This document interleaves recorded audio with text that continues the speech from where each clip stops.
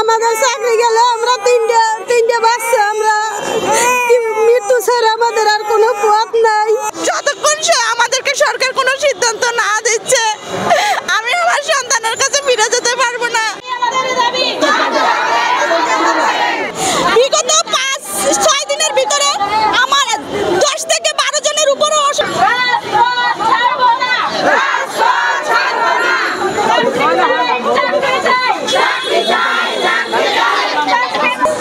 কেন আমাদের বাদ দেওয়া হলো? আমাদের অপরাধ কি? আমরা তো কাজ ঠিক মতোই করে যাচ্ছি, আমাদের তো কোনো কাজের ত্রুটি নাই, তারপরে সরকার আমাদের কেন বাদ দিল? আমরা কোথায় যাব? এখন আমরা যে কোনো একটা চাকরি নেব, তাও তো আমাদের বয়স নাই, আমরা কি করে খাবো? প্রধানমন্ত্রীর কাছে আকুল আবেদন, সে যেন আমাদের দুমুঠো ডাল ভাত খাওয়ার মতো সুযোগ করে দেয়। বাচ্চাদের যে লেখাপড়া করাইয়া আমাদের বাচ্চাদের যেন আগে দিনের ভবিষ্যৎটা গড়েও করার মতো সুযোগ দেয়। আমাদের আসছি বরগুনা থেকে, কত দূর থেকে আসছি এই বাচ্চা নিয়ে, আজকে কত দিন নেই গরমে, আমরা কই যাবো, কই থাকবো? আমাদের চাকরিটা ফিরিয়ে দিন।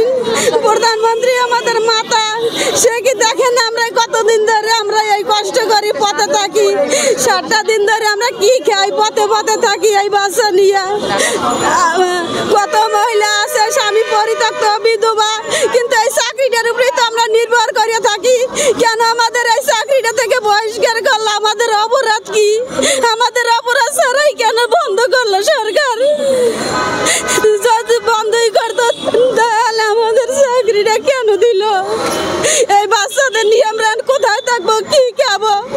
বাচ্চা নিয়ে বসে হয়ে গেছি, আমার স্বামী আমারে পরিচয় দেয় না, জিগায় না। এই বাচ্চা দুইটা লইয়া আমি পথে ঘুরি। আমাদের চাকরি দিয়ে সম্মান দিছে, আমরা এলাকায় গেলে একটা সম্মান পাই। এই যে অ্যাপ্রনটা পরে আমরা এলাকায় যাই, সবাই বলে ওই না ডাক্তার আইছে, ডাক্তার আপাই আইছে, ও ডাক্তার আপনাদের কি আছে? আমরা বলি আমরা গর্ভবতীর সেবা দিই, বাচ্চাদের সেবা দিই, তারপর আমরা জন্মবিরতিকরণ বন্ধ করি। আপনারা আমাদের কাছে যে কোনো পদ্ধতি পাবেন, আপনাদের মনের কথা বলতে পারবেন।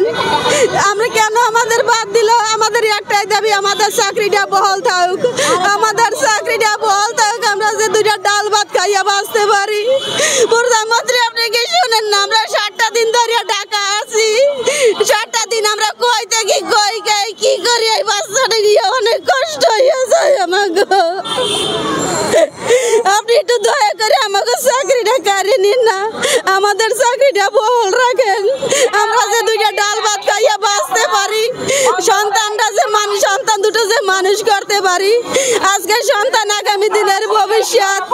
আমার মার কাছে আমার এই একটাই দাবি, আমাদের চাকরিটা বহাল থাকুক, আমাদের মুখের খাবার কেড়ে নিয়েন না, আমাদের মুখের খাবার কেড়ে নিয়েন না, মাথা নিয়েন না। বাচ্চা দুটো লইয়া আমরা অনেক অসহায় হইয়া যাবো, আমরা কই যাবো, কই থাকবো? আমরা চাকরিটা করে আমরা অনেক সম্মান পাই, পথে ঘাটে বাড়ি, কিন্তু এই সম্মানটুকু কেড়ে নিয়েন না আমাদের দুমুঠো ডাল ভাত খাওয়ার মতো তৌফিক দান করেন। যতক্ষণ আমাদেরকে সরকার কোনো সিদ্ধান্ত না দিচ্ছে আমি আমার সন্তানের কাছে ফিরে যেতে পারবো না। আমার মতো যে বোনেরা আছে সকলেরই এক দাবি, আমাদের চাকরি বহাল রাখতে হবে।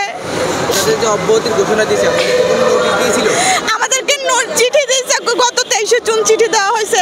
আমাদেরকে 2-6 মাস আগে কোনো কিছু জানানো হয় নাই, 1 সপ্তাহ আগে জানানো হয়েছে। আমরা কোথায় এখন যাব বলেন? আপনারা বলেন। আপনাদের মিডিয়া ভাইদের কাছে আকুল আবেদন, আপনারা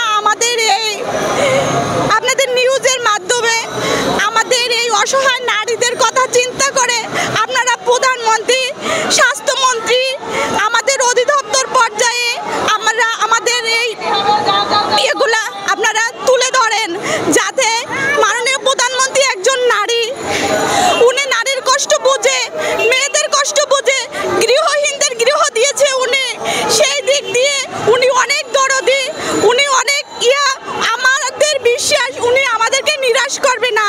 আমরা যেহেতু এখানে আছি, উনি আপনাদের যদি নিউজের মাধ্যমে ওনার কাছে যায়, আমরা আশা রাখছি আমাদের জন্য প্রধানমন্ত্রীর কাছে উনি আমাদেরকে কোনো একটা দিক করে দিবে, আমাদের চাকরিটা আমাদেরকে ফিরে শুধু আমার এটাই আবেদন। যা আপনি বলেন আপনারা এখন অসহায়, আপনারা তো মূলত অসহায় গ্রামের যে মানুষগুলো ছিল গাড়িরা তাদেরকে সেবা দিতে হতো। যদি আপনাদের এটা বন্ধ হয়ে যায় তারা ঠিক সেবা পাবে এবং তাদেরকে কি অসুবিধা হতে পারে? না, তারা সেবা পাবে না। সেবা কিভাবে পাবে? তাদের সাথে তো আমরা একটা পরিবারের অংশ হয়ে গেছি, যারা গর্ভবতী নারী তাদেরকে আমরা প্রসবের সময় 4টা চেকআপের কথা বলি, তারা কিভাবে কি খাবে কি করবে সব দিক দিয়ে আমরা উদ্বুদ্ধ করি তাদেরকে, এবং তাদেরকে ওইটাও আমরা আশ্বাস দেই, আপা আপনার যখন ডেলিভারির সময় হবে, যখনই হোক সেটা রাত হোক যখন হোক, আপনি আমাকে ফোন দিবেন, আমি আপনার সাথে যাব।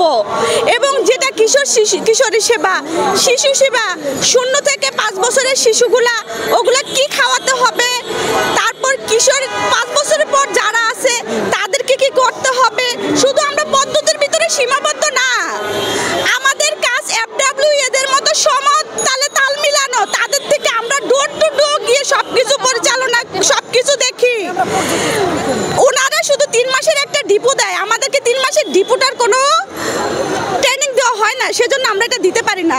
কিন্তু ওনারা সরকারি ভাতা, সরকারি যেসব উৎসব ভাতা পায় সেগুলো ওনারা পায়, কিন্তু আমরা সেই উৎসব ভাতাও পাই না।